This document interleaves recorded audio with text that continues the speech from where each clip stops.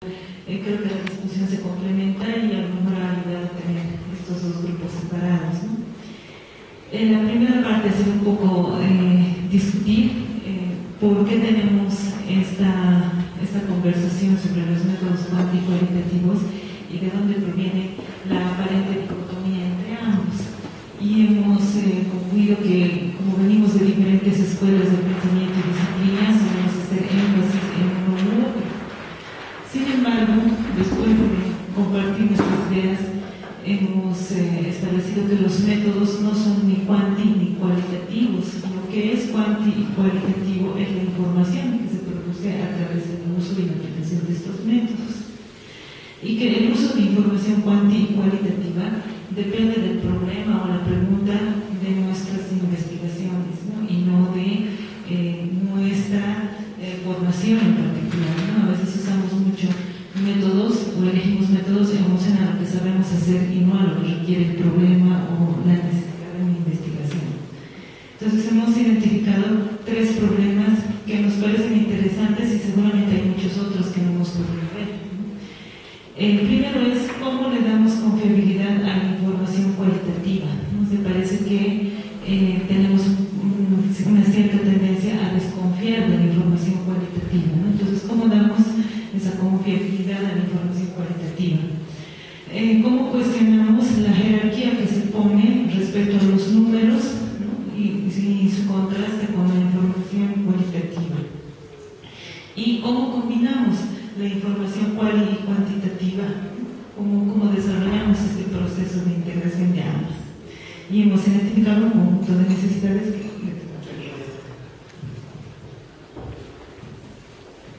¿Qué puedo leer mejor desde este lado? Necesitamos demostrar y cuestionar la calidad de la información que usamos.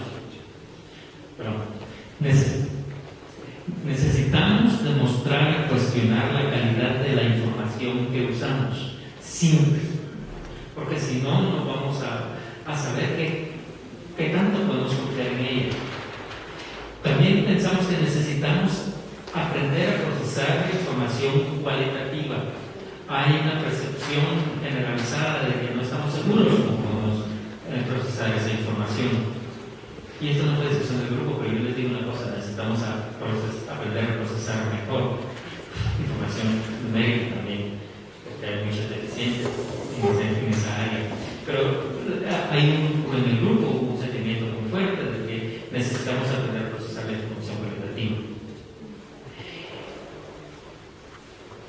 Es interesante que necesitamos evaluarnos y saber nuestras limitaciones y para potenciar el uso de nuestras habilidades.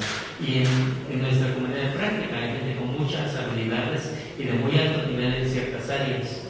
Y cada uno de nosotros tenemos áreas en las que somos débiles. Ese análisis es terriblemente importante para hacer un buen procesamiento de la información que viene de estos métodos. Y cuando descubrimos que tenemos debilidades, tenemos dos opciones que tenemos que pesar cuidadosamente.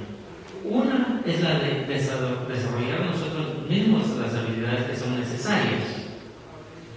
Pero también hay que recordar que existe la posibilidad de importar las habilidades. Y el ejemplo que dábamos era: si yo me enfermo, no me voy a inscribir en la facultad de medicina. Si me enfermo, pues voy al doctor. Entonces no nos tenemos que convertir en expertos en todas las áreas. Es importante poder importarlas. Y estábamos discutiendo también esto de los métodos y cómo seleccionamos los métodos que vamos a usar.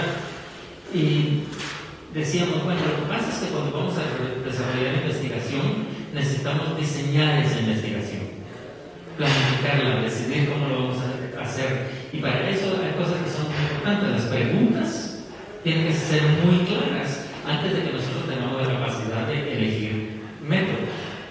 Y ese proceso, creo que en la comunidad de práctica está siendo mejorado notablemente. Todo esto de la teoría de cambio, de las preguntas de investigación, de las preguntas de evaluación, todo eso creo que nos está apoyando a un mejor diseño de investigación. Entonces decíamos, bueno, tal vez lo que hay que hacer una vez que ya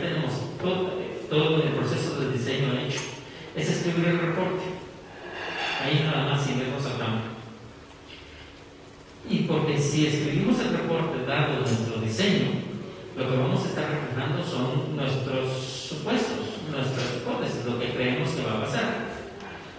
Y que de aquí nos regresamos directamente al diseño para ver si el diseño nos está generando la información de la calidad con los métodos que hemos seleccionado. Recuérdense que nuestro grupo está hablando de métodos. Si los métodos están tienen el potencial de darnos la información que necesitamos para escribir el reporte. Si la respuesta es no, entonces iteramos en este proceso. Si la respuesta es sí, entonces podemos ir a recoger la información usando los métodos que se han seleccionado.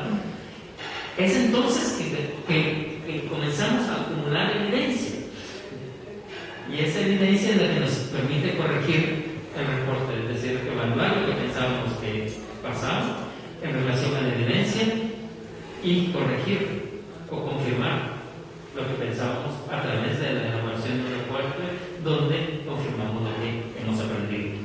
Pero es esa relación pregunta, reporte, método que es tan importante en la selección del método.